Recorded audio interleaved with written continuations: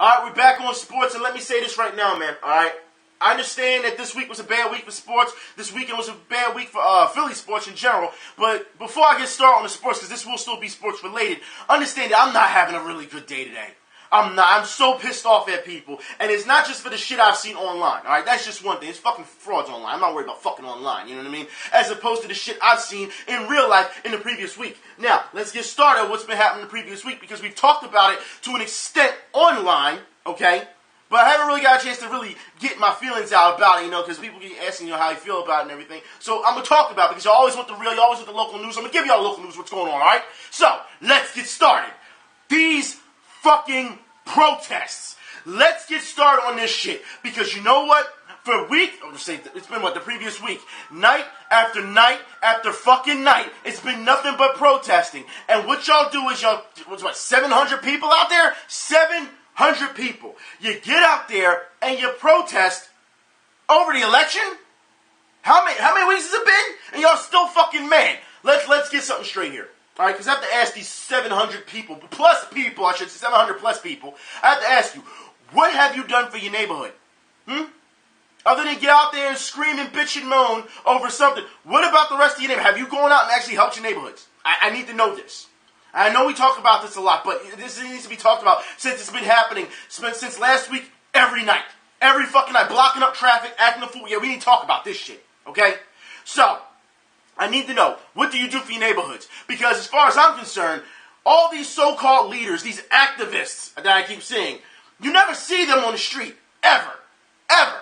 No leaders, nothing. Ever. Alright? The only time you see them is when all of a sudden, there's a protest. All of a sudden, you just see these people just come out of nowhere. Never see them. Alright?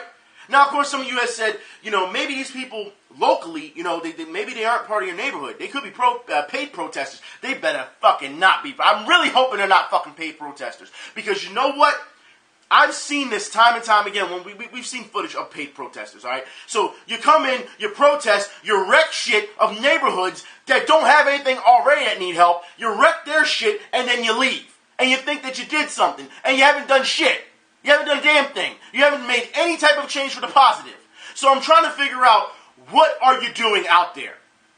And I feel as though all these community leaders don't know what the fuck they're doing. They have no rhyme or reason. They don't sit down and think about how they can go about this and, you know, actually open, you know, build that bridge and open up conversation, discussion with the opposing, you know, who they oppose. And I'll put it like this. For those who don't know, and like I said, this is still sports related, because like I said, you could be, you know what I could do with 700 plus people for a renovated park? Or just a renovated neighborhood in general? 700 plus people instead of standing out there and crying about fucking Donald Trump? Alright. Let me back it down for a minute, okay? Like I said, I'm going to keep this sports related, so I'm going to explain, okay? For example, and I'll give you a good example, all right? Because I told y'all before, I got like a book like this that just has ideas. I'm going to give y'all one easy one. I'm going to give y'all a softball one on this one. Soft pitch, slow pitch for this one, all right? So it seems like these communities, you know, who keep protesting, Black Lives Matter or whatever, y'all don't know what the fuck y'all doing. It's quite clear y'all don't know what the fuck y'all doing. But I'll put it like this. Last week, you decided to protest, all right, at City Hall to abolish all police. That's right. Abolish all police. So, your demands were, because the police are racist, alright, that you should get rid of the police force in general.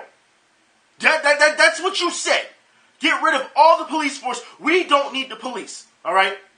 Short term, that's a fucking stupid idea. Long term, that's a fucking stupid idea. And I'll explain. Because if you decide that you want to get rid of all police, who's going to stop the crime? Who's going to stop the crime? Because I guarantee you it's going to spike. Whether it's murders, whether it's rapes, whether it's robberies, no one's going to stop the crime. There's no law. Everyone's going to go nuts. Or are you going to say that the citizens will start stopping crime? You know, the very same citizens that are scared to come out of their fucking house? You banging on them. Okay. It's stupid. But this is how I see things. Alright? If you want to bitch about racism and police brutality and all this type of stuff, I'm going to give you an easy way to go about this, sports-wise. Because, like I said, community obviously doesn't know what the fuck they're doing. You should take the blueprint from other communities. Like I said, this is an easy one, alright? You see how they have all types of runs for causes and stuff like that? Why not do that? And here's the thing, okay? This is an easy way to challenge the police department on meeting you halfway. So if you say, let's just say you have a 5K or a 10K or whatever, let's say it doesn't even have to be a run. It could be other sports you can use for this as well, all right? In the benefit of raising awareness to stopping police brutality or whatever, right? Why don't you invite them to come out there with you? The police. That's right. Have them come out, not just, block you when you're protesting so you can call them a bunch of fucking names and you just stand there like a bunch of douchebags. No, that doesn't help the situation. But actually have them come out and participate. Come out and have a run with you. Open up a dialogue. Talk about that. Because that's how you build bridges. That can mend your community with the police. Faces are out there. They're talking to people. And you're starting to get names. You're starting to talk. Like, seriously. So when they come through your fucking neighborhood, they know who you are. They know what your neighborhood is about. On why they feel the way they do. But y'all don't want to do that. That's the easy way to go about this. Like I said, in the sports aspect, you can use sports for so much of this shit. And here's the thing, what's really disrespectful about it, because if you want to sit here, Philly, and call yourself a sports town, then why aren't you leaning on your sports to help you? Just wondering that. I mean, let's be honest here. We've seen athletes just not give a shit these days about the town, but they want to get paid, right? But we also see other athletes that have come back and tried to help. For those who don't know, Cole Hamilton just came back again and threw a ton of money at another school so they can have a greenhouse. It goes to show you that there are athletes who do care. That's right. But there's also athletes who don't give a shit. It's the same way with other people who so-called activists who don't give a shit. Or even people just within your community. How many motherfuckers do you see walking around here? I want to be a rapper. I got my book out, dog. I'm writing this down. I want you to buy my mixtape. How about this? How about this? All right? Instead of opening your book and writing a rhyme, why don't you open up your book and write an idea down that can help your community? I mean, you could actually do both. But it seems like you're only, you're limited to one thing, thinking of yourself. Because if I write these rhymes down, dog, because I'm talking about the trap game and all this other bullshit, motherfucker, you ain't been on no trap game. First you've been out of your neighborhood is K&A. I ain't trying to hear that shit. But you have to understand that this is what the communities look like these days. And this is what's, like I said, so disrespectful. They want to be heard, but they don't want to listen. That's what it is. Everyone's got a voice. But it seems like nobody wants to stop and listen and say, okay, how can we meet at a medium in this? How can we even bridge together? How can we even start? Because guess what? Getting a bunch of angry people out there in the street to block up you always do it during rush hour, don't you? So that everyone, that's your raising awareness. What you're failing to realize is that doesn't raise awareness. What that does is piss a lot of people off. And they stop caring. Especially when you keep protesting night after night after night. You want to know what that is? You may call it resilience. They see it as it being oversaturated. That's what they see it as. And then when you keep doing it, or when something really happens and you protest, people ain't going to give a shit. Oh, here they go again. You're killing your own causes because you do this shit too much. Because you don't sit down and actually fucking think of other ways around it to get, to draw that awareness. But no, get out there and protest. Yeah, because that's going to fucking help you. Protest over anything. I dropped my cup of coffee. I'm going to go protest. I'm going to Starbucks to write Trump on it. Get the fuck out of here. Y'all ain't got shit else better to do y'all? Speaking of people who got shit else better to do, the Philadelphia Eagles. Let's just fucking start with this, man. Philadelphia Eagles. Oh my God. So, I think it's a given that everyone's frustrated. I think it's a given that there are some people angry, all right? But this is Philly. And I will talk about it, all right? Because y'all should know by now that when Philly decide, look, they're going to act like a bunch of bitches, then we're going to treat them like a bunch of bitches. That's how we do. We're not going to go too over the top. We're not going to overreact too much because we know that shit's for suckers. You know what I mean? We don't do that shit. So, as far as I'm concerned, what we saw yesterday wasn't just embarrassing. First half, again. I'm trying to figure out why this is still, it's a rerun over and over and over. These guys, they don't learn shit. They don't learn a fucking thing. And as far as I'm concerned, you've got to be kidding me that we're still seeing this defense celebrate. I don't understand why you're celebrating, bro. You down by how much? What was it down by? At one point, it's down by what, 14, 16 points, something like that? And you celebrating. Like, what the fuck you celebrating for? We're seeing receivers drop the ball again. And it's week after week. Same receivers that said they don't want to hear that shit anymore. Week after, we will talk about that in a minute. Our quarterback does not look good. And I say this due to the fact that, look, there's got to be to a point where we got to say, okay, we got to take the kid gloves off this dude. And I say it because we all defend Carson Wentz. We like Carson Wentz. We know he's a rookie, okay? But the things I've seen him do in the previous weeks is unforgivable. I say it due to the fact that, look, first off, for him to be hailed as this guy, and we've seen it, all right? We've seen it. You know, call the audible, be able to read the defenses and know what to do. We haven't seen that in a number of weeks. Now, I don't know if he's not paying attention, or I don't know if it's Doug Peterson telling him, look, don't change the play. Either or, we need answers to this type of stuff. Because if that's what you're hailing this guy as, and he can check down, he can do all this type of stuff before he even gets to the line, so he knows how to cut the defense to pieces, we have not seen it, have we? We haven't. So now we need answers to these type of questions. Carson Wentz also, we saw it during the game, throwing deep downfield, double coverage. All right, getting picked off. The fuck you throwing downfield for a double coverage and throwing bombs? You getting picked off. You see the double coverage. You see that shit. Why are you throwing it? Why? Because you need to make something happen? No, that's not how you do it. That's how you turn the fucking ball over. We've seen this so many times, week after week after week. Now, with Carson Wentz, of course, it seems like once he throws his interceptions, he gets them out of the system. He kind of settles down, which I guess you could say is a positive. But he's also don't have any weapons out there from the throw. We know this. I mean, let's be honest here. Your receivers are fucking trash. They are absolute ass. If you don't believe me, let's look in the third quarter. What happened between the Eagles receivers in comparison to Russell Wilson?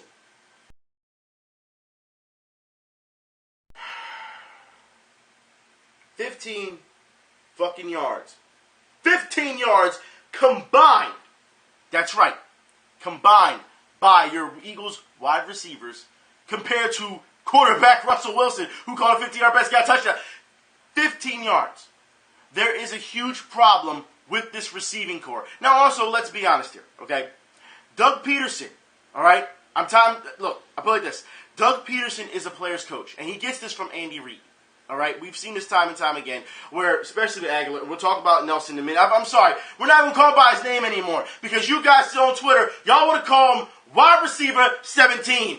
I'm for it. All right, we have to bring it back. We'll bring it back. Then wide receiver 17. I'll put it like this. All right, y'all have to understand that Doug Peterson keeps pushing these guys, and when I mean pushing, keeps supporting these guys. He's forcing them down the fan base's throat. Okay, so when he's asked about wide receiver 17, I'm not trying to get down on him.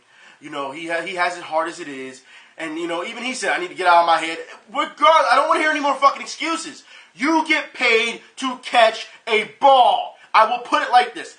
Anybody else who got paid in their job, doesn't matter if you're an athlete or not, if you got paid at your job, at your career, and you performed as poorly as wide receiver 17, you and I both know you'd have been fired by now. You'd have been let go.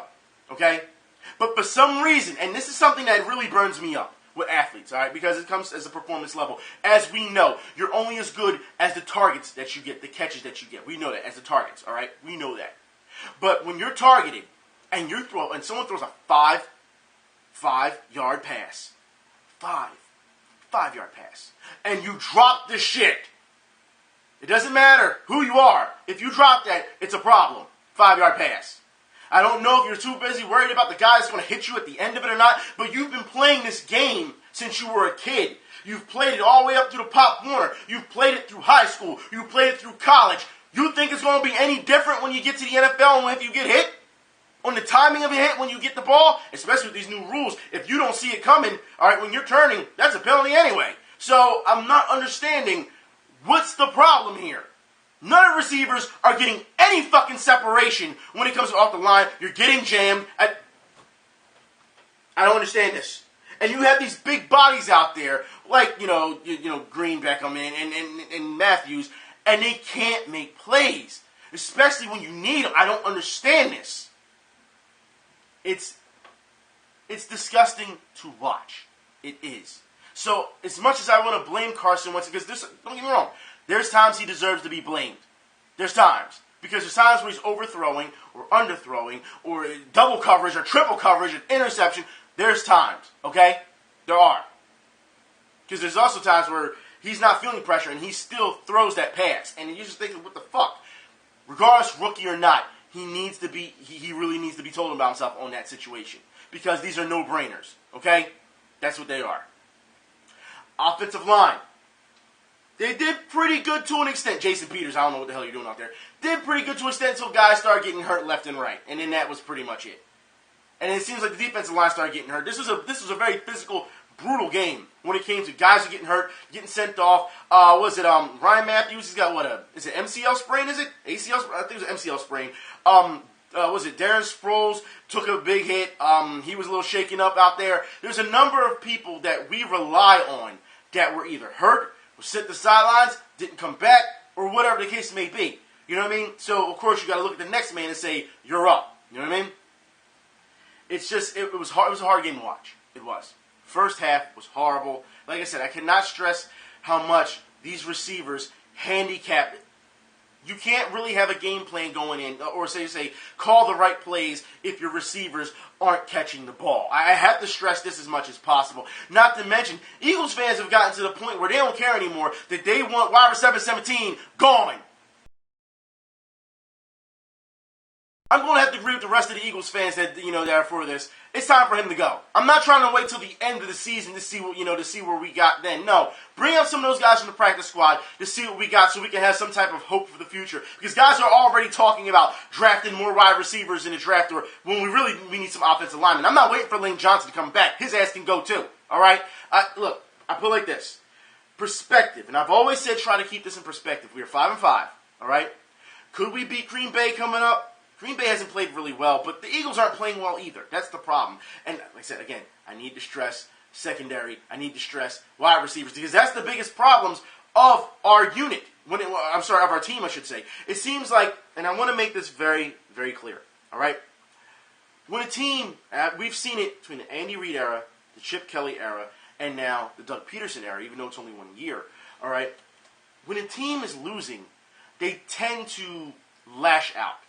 And we've seen some of the comments. We've seen the behavior of these people. I mean, it's almost as if they don't take it seriously. And here's the problem. When you lose this game, okay, and fans are upset, and I mean, they're to the point where they're like, because they rooted so hard, they're really upset. The last thing they want to see on TV is Eagles players laughing it up with the opposition. That picture says it all. We have talked about this for years across our sports communities, across our sports teams. We have seen it. Teams getting blown out and they're laughing on the sideline, whether it's baseball, whether it's basketball. We'll talk about that shit, basketball, in a minute, okay? But see it in hockey at times. Now we're seeing it with the Eagles. It is the biggest slap in the face to the city that you have no idea how bad this hurts the fan base. You have no idea. Because they believe so much. They want to win so much. And then when you lose, and then you fucking laugh it off, fuck you. That's simple. We've seen this time and time again. It's not a laughing matter. We've seen it, like I said, during the Andy Reid era before he left. Remember, they were laughing it off at first when it came to losing. And then they started losing really bad. And what happened? Then they started going after the fans. Then we started seeing players argue with each other. So you have to understand, these are just levels of things that we've seen. It's slowly building. If the Eagles keep losing, their mentality, they're going to lose it all together. All right? Right now, it's ha ha ha ha ha. Next, it'll be going after the fans. Guaranteed. Let them keep losing. You'll find out the fuck out real quick. You have to realize this is a pattern we've seen time and time again. But to laugh over some of that when Eagles fans are hurting, and I mean initially, it's right as soon as the clock ends, y'all on the sideline laughing and shit. Nah, man. And it's one of those things where we've talked about before, where athletes have done this for so long that they don't. There's two factors to this. They've played these sports for so long that it's not just, good game, good game. Anybody who's ever played football, you know what I mean? Any organized football, good game, you keep it moving, you know what I mean? That's what you do. You say what's up, how's your family, whatever, you keep it moving. But when you're sitting around and you are laughing like this, it means you've become complacent. That's what it means. It means that at the end of the day, you have played so much, whether it's football, basketball, whatever, that it doesn't faze you. You've had really that short-term memory. The clock is over. We're finally done. And you get caught. And the fan base is still, it almost is like they're mourning. And you're doing this. It's so disrespectful. That's one aspect. Then there's another aspect where a lot of these players really don't know what the city is about. You have people in this city that this is their only escape from reality. You know what I mean? Like, not for me, but you have to understand that they work hard. 9 to 5, 6 days more likely a week. Or 5 days a week, depending on what type of job they do. And then all they have is to sit down and watch the Eagles. First off, they got to wait a whole damn season for the Eagles to start. And then you have this. And then you see these players, the way they're acting, getting hype off of nothing, giving up 60-yard catches, but you was just hype a minute ago. Then the game's over, and you see them fucking laughing with them. It's like, are you fucking serious? It's like a kick between the legs. It really is. It just takes everything out of them. So I can understand why there's certain Eagles fans, especially around the way, that are very upset when seeing this type of stuff. And like I said, it's one of those things where you have to understand that when you see your own home team doing this, and it hurts you, and then you go throughout the NFL, you're around the NFL, and you're seeing other players actually show heart, it makes you, it clearly, it puts in perspective, just how upset you should be. So, let's look at the Jacksonville Jaguars, because, let's be honest here, when they're losing games, this is how their players are reacting on the sidelines. 2 seconds left. Jaguars have no timeouts remaining. That's the type of player I want on my team. And I say that due to the fact that he gives a damn. He's tired of losing. He's frustrated. He wants to play. He wants to win. That's the recipe you need to fucking win. That's the recipe that this city has already to win when you look at their fan bases. They want to win. They're tired of losing year in and year fucking out. And all you're doing is laughing, or you only give a damn because you only care at the times that, you're called in for a play, then that's a problem. The Eagles right now, when it comes to their attitude, and I said this in the beginning, this is going to be a problem. It's been a problem for a number of weeks. And it seems like, and I'm going to blame this on the coach, on the staff. And I'm going to say this, not all the staff, because if you notice, wide receivers coach, all right, as you know, old school receiver. I don't even need to name him, so you should know who he is. I guess I should I? For those, I guess, who aren't Eagles fans. Greg Lewis has been constantly yelling at wide receiver 17 and a number of other receivers for not doing their job. Passion. You got to get out there and you got to show it. You got to show that you want it. They don't have it. This is all run the mill for them now. That's all it is. And I want to go back and say, blame the coach, because when you look at those press conferences, it's the same shit over and over every week. And I'm trying to be a player's coach. And no, you got to railroad them. You can't be their buddy and get their respect at the same time. Because guess what? They're taking your kindness for fucking weakness. You see that shit out in the field. You see it every fucking time. Instead of being disciplined, they're out there acting a fool. Got to call them on it. But Peterson still isn't calling them on it. And then you get out there in a meeting, you protect your players, put this big fucking shield up so that, the players are protected because they're fragile little fucking egos. I'm so done with this shit.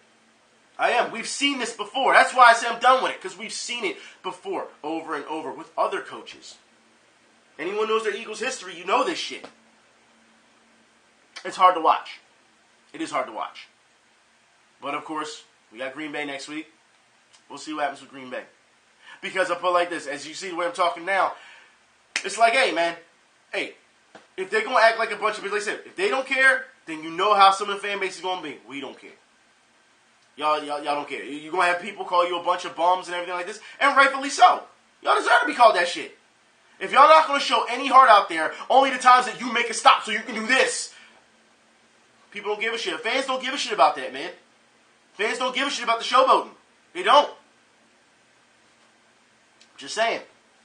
If you want the respect of the fan base, win games. Play as a team, stay disciplined. You do not need to be doing this and all this other jumping up and down this shit. And let's say, then you give up a 60-yard pass. Then what? Where's you celebrating then? Like I said, it makes you look like a fucking idiot. Undisciplined, immature. You coach, first-year coach, so I'm sure he doesn't know how to handle this shit, even though he's been behind Andy Reid. So he's kind of groomed to it. It's tough to watch. Hell, I've even seen Deuce Staley get out there and yell at people. The older players seem to understand. You know what I mean? Who have become coaches now. But this shit? Nah, man. I understand you got a lot of young guys who, you know what I mean, it's a completely different generation. They think they all great and they hot and all this. They getting paid and all this shit. But it's time to set, you have to set a precedent. You have to set a standard. You have to let them know and draw a line in the sand. I'm not putting up with this shit. As a coach, you need to do that. And Doug Peterson hasn't done that. And that's a problem with Doug Peterson. And guess what? What did I say before? Your team, their performance reflects on coaching. So if the coach lets that shit ride and the coach is going to do anything about it, what do you think is going to happen? It's going to be the same thing week in and week out. We'll talk about that, like I said, with another coach that we have here in Philadelphia in a bit. But first, I want to talk about Chelsea. That's right. So, Chelsea. All right. I guess we should go on this. Chelsea. I'm not going to spend too much time on it because I have some questions I need to ask for UKers real quick. So, you went out there and you played against Middlesbrough. And here's the thing. All right. You played good. Middlesbrough played you tough. Right? Team, you only got one goal out of the group. But let's be honest, out of this game, being on the pitch. But you had a number of chances. Middlesbrough also had a number of chances, especially off of the counter. Now, of course, I can sit here and say there's a number of flaws in the 3-4-3 that you showed in that game. But I'm not going to do that due to the fact that the consistency of the 3-4-3 that you have changed to, Conte, has actually worked within a number of weeks. We are now 6 wins straight, 6 clean sheets, and on top of the table. So even though I see some of the flaws because of player performance, I'm not going to get down on it. You know what I mean? So I can't. All right? Got to be happy with what we got, right? So I look forward to this next game. Tottenham. Yeah, I think everyone hates Tottenham. Yeah, we're coming for you, and we're going to beat you. But here's the thing, all right? I don't want to hear any more about how Chelsea is looking bad, but I do want to talk to the fans. That's right.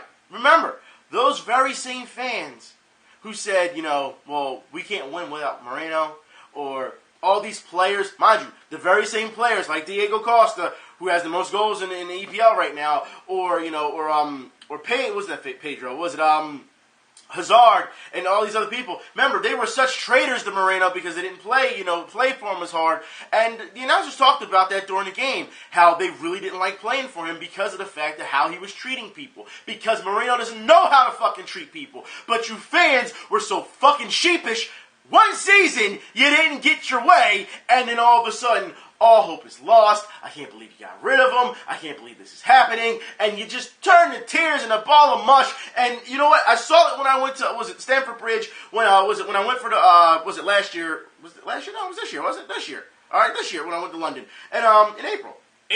But was it? Even like when you were going through the tour, and the tour guide, the way they're talking, and it's like nobody knows how to handle a fucking bad season. Nobody. You've got to be kidding me. It was just ridiculous. So it tells me mentally, a lot of Chelsea fans do not know how to be fans. You don't know how it feels to have a losing team and still support your team. Instead, you ran on Twitter, you ran on YouTube, and you went and you cried and you fucking cried and you cried over it. That's what you did. Over one season. Mind you, the season before that, you won it all. But that wasn't enough. No, that wasn't enough. And then you wonder why people call you Chavs. You wonder why. But now where are you? Where are you at now? On top of the table. Like I said, last 6 games, clean sheet, 1. Now all of a sudden you fans would come back and Chelsea, get the fuck out of here. That's what you call a fair weather fan. All right? If you were in that stadium last season and holding up signs about how the players are traitors and how they're shit and everything else, you're not a fan. I'm not trying to hear that. You know better than that. It's one thing if the players, like I said, you've seen it. If you've been watching the rest of this video, you've seen earlier, all right? Players not giving a shit. You've seen with the Eagles not giving a shit. You've seen in previous videos where the Eagles wanted to fight fans over when Andy Reid gone and talking all types of shit about the fan base. The players at Chelsea, they're not doing that, are they? No. But if they lose, the world is over. It's coming down. It's the apocalypse. There's the difference in mental capacity when it comes to mental toughness when it comes to a fan base. And those are the type of things that tells me, I see a lot of Chelsea fans that really aren't Chelsea fans. Or just fans in general. They'll be quick to skip out on you. You know what I mean? That's how I see things. If you look at things for what they are, it's completely different. But like I said, we got Tottenham. And we're going to beat Tottenham next week. And I can't wait to see it. Yeah, that's a game that you got to take serious. That's a serious game. But with that said, I want to congratulate the players on proving just about damn near everyone wrong. Even even their own, the Chelsea fan TVs and all that other shit when they were so upset. I don't think Marino's going to go. Get the fuck out of here. Yeah, how'd that work out for you? Yeah. It goes to show you that the way these people are acting, that they don't deserve to be called fans. They don't. They don't. Look, I understand.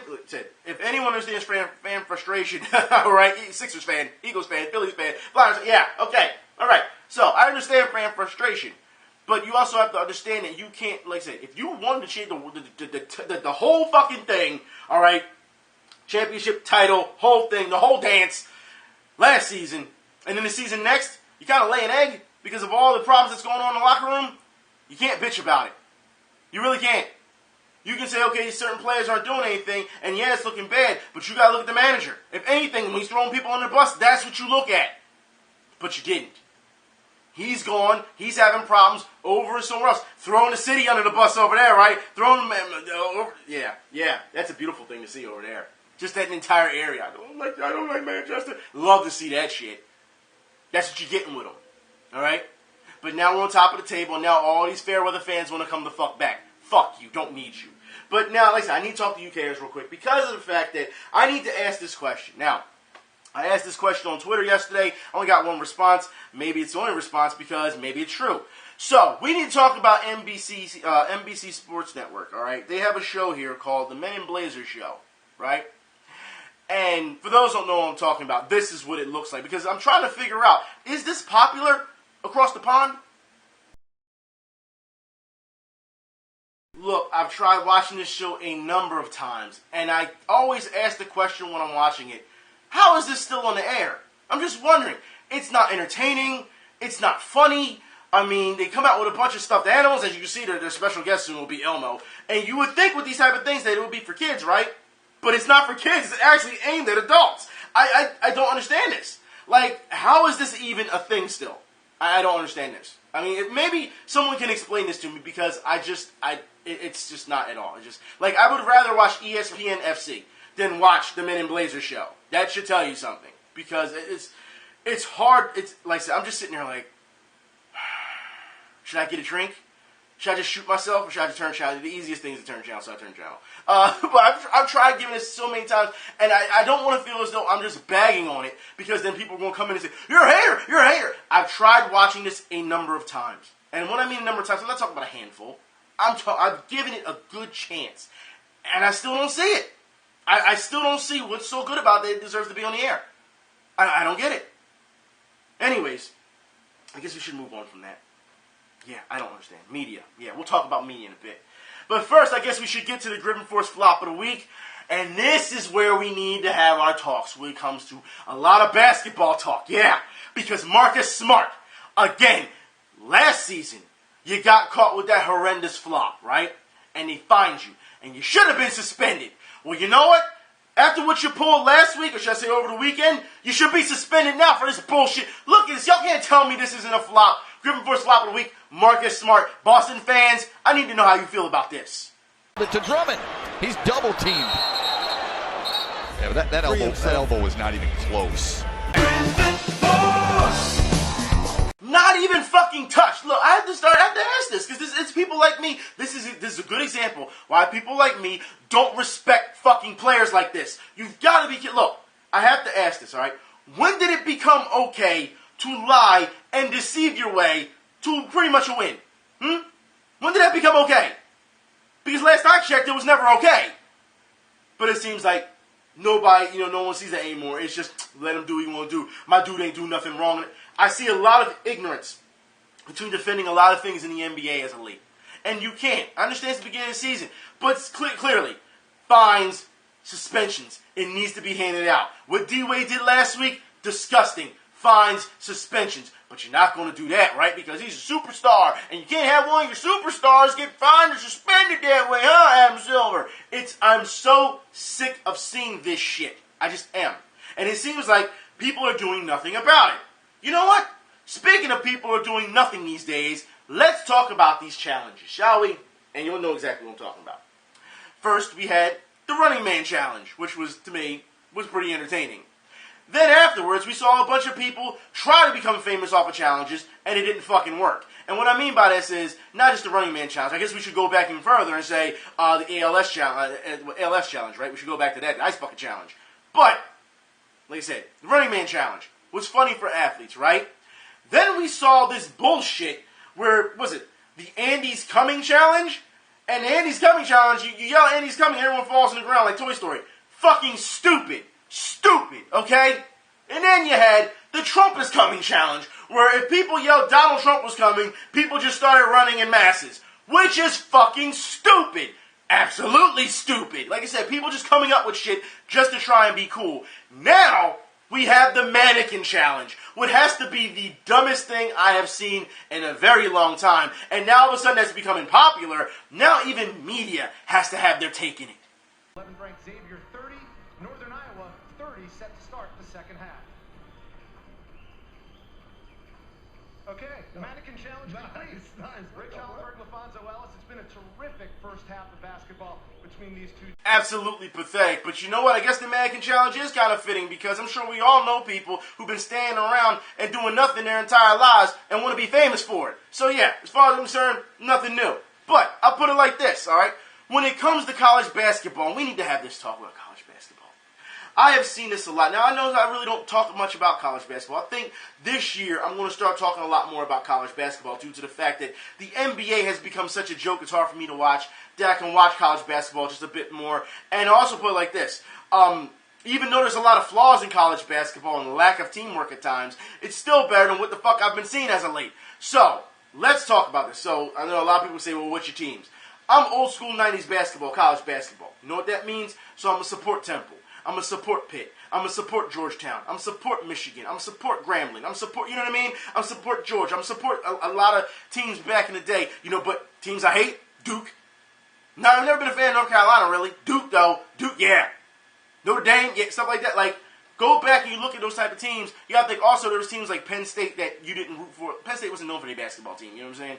You know, in Florida State, every once in a while was known for their basketball team. They were more football, you know what I mean? But if you go back and you look at those type of stuff, UCLA, stuff like that, like, there's certain teams you can ride with, you know what I mean?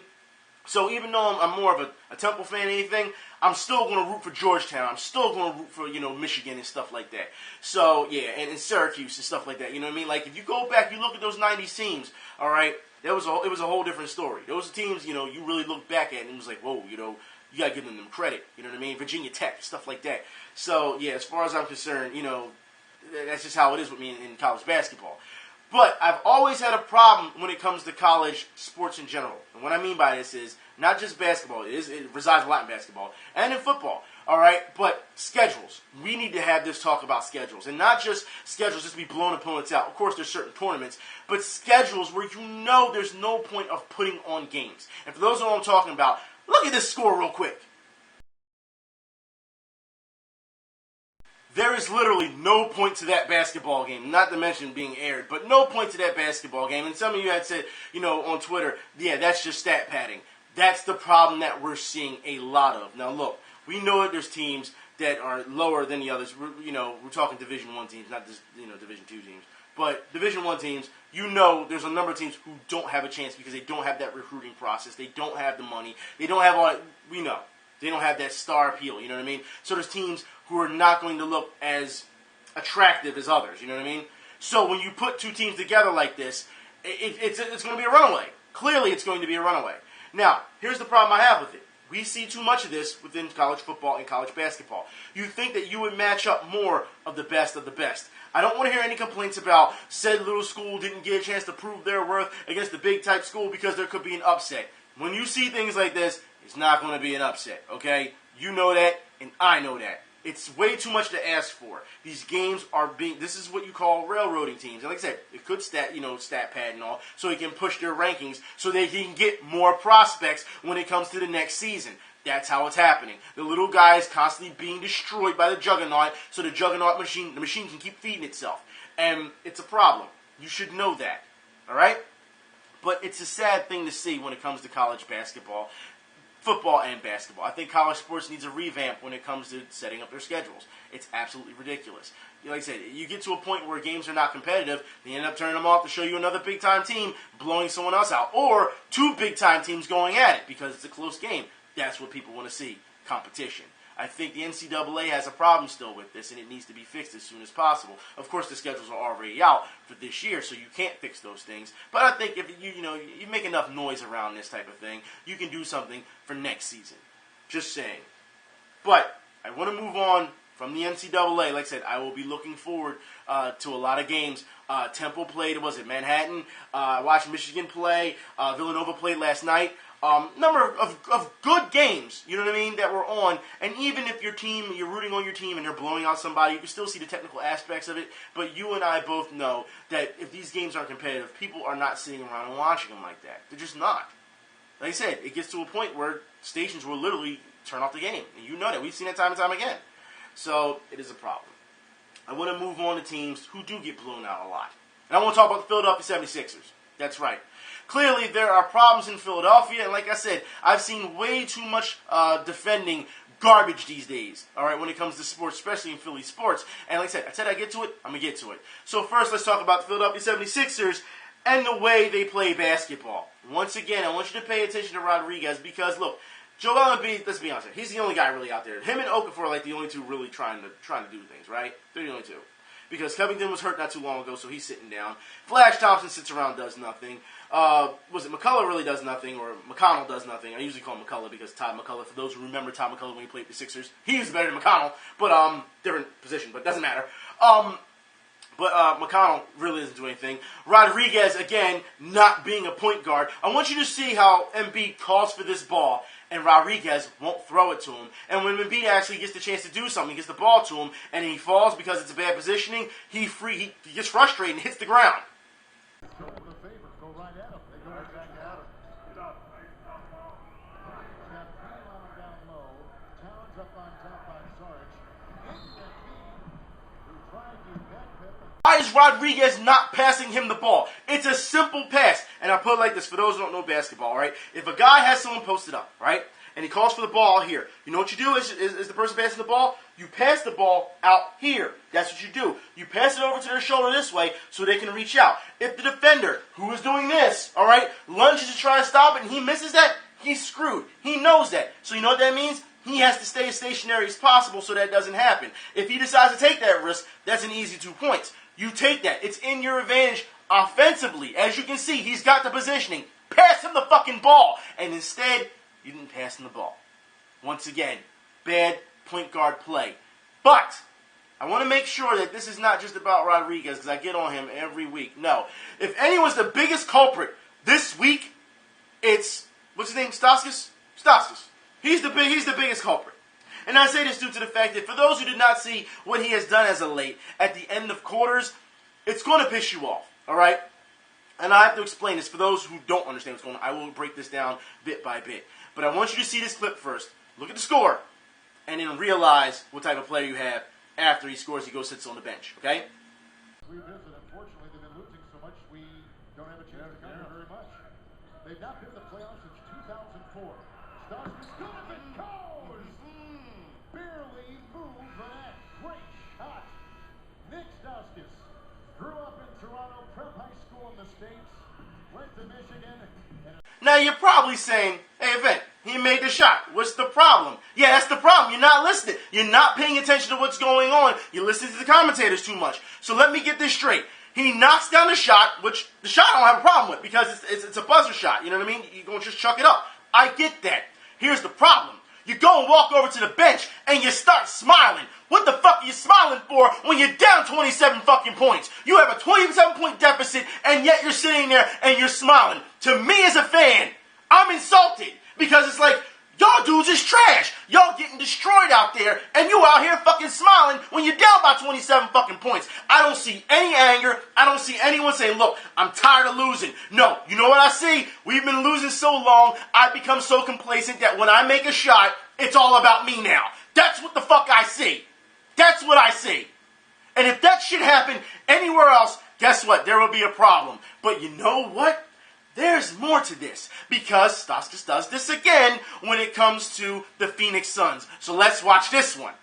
And it's shooting quickly, could provide his team with one final possession. He has 15 of his 20 here in the second.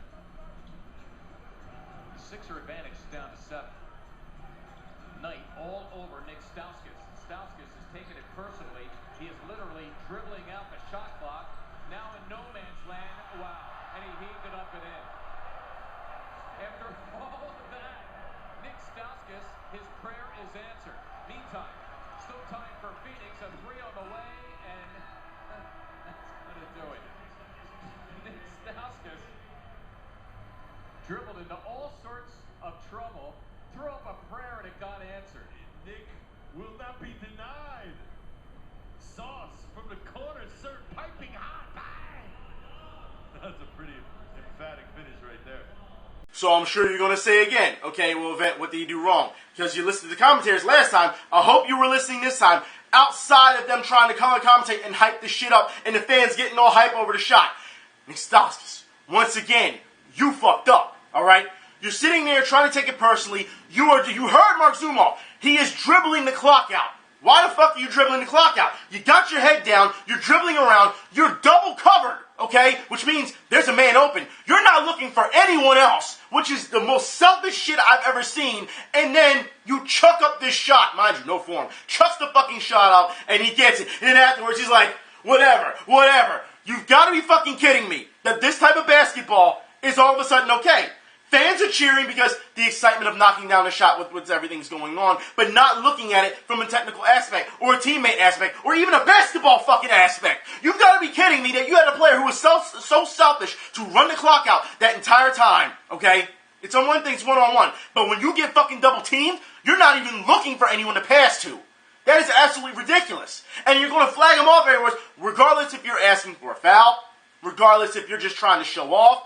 There is no reason this play should have happened. You should have passed that ball off a long time ago. You've got a man who's open. You got a free man. Free man. And you don't. You chuck it up. So now, Stauskas won't be denied. Piping hot. Blah, blah. I can't stand this shit. I can't. From a basketball aspect, both those plays are horrible. Both of them. And I'd say, not to say that's the play, but the attitude behind the play.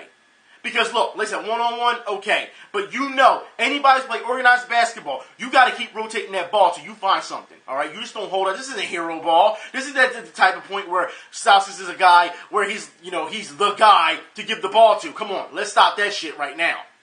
But it seems like people don't want to talk about that. It's a horrible shot. No form. You're taking on two defenders for no reason. Come on. And then the attitude. So one time we got you smiling when you're down 7 points, all right? The other time you're going to act like you the shit afterwards. And come on, no. You do realize, and here's the thing. A lot of people like to talk about, because the Sixers are winning. They won, 3 games? Well, if you remember, they didn't win their first game till December. Now they got 3 wins. No one, if that's your defense for how bad the Sixers are, and that's what progress looks like, 3 wins. If that's your defense on progress, then you're a fucking idiot. You're an absolute idiot. And once again, time and time again, I still see the same things, like the Eagles, all right, week in and week out, the Sixers, night in and night out, still not doing their job. Simple things that you should be doing. You don't know what I'm talking about? Let's talk about defending the 3. Here's the freeze frame. Look how far Sarek is away from Wiggins when he shoots this 3. Great, he makes the shot. That's not the point. But look how far away he is from the shooter. It's real simple. Step up to his face.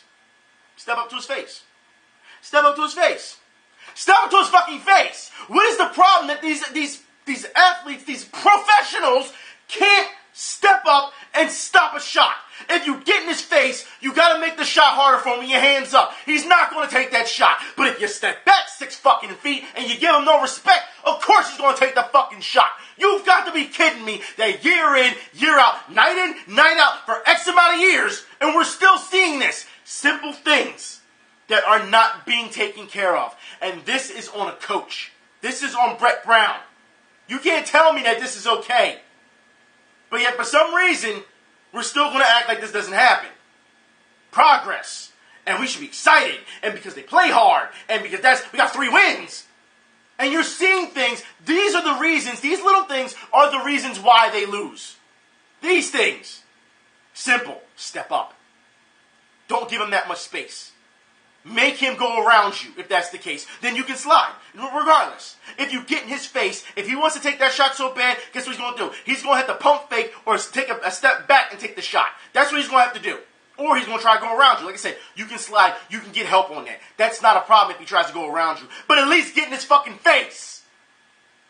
I'm so tired of seeing this shit. And for some reason, I'm supposed to be okay with it. Right? Because fan and all. Because if I'm not okay with it, then I'm not a fan, right? I'm not a fan. But then again, people who don't watch these fucking games, who are so-called fans, they're just now coming around this season, because they weren't around the other seasons. It's absolutely ridiculous to watch. Like I said, night in, night out. It's hard to watch. Same mistakes every time. You would think that coach would look over the film and coach would be like, look, you see that? Fix that shit. I don't want to see this. Your guards don't listen to you, Brett Brown. Your players are being selfish when it comes to Stockton, just chucking shit up. Mind you, Stockton doesn't even start, all right? You got your one player who actually tries hard, Embiid, out there not getting the ball when he's calling for it when he clearly has the advantage. Okafor is just out there. They got to keep them separate because, let's be honest here, all right? Without any backup, they're kind of screwed. So you got to put one-on-one, unit and the other another unit.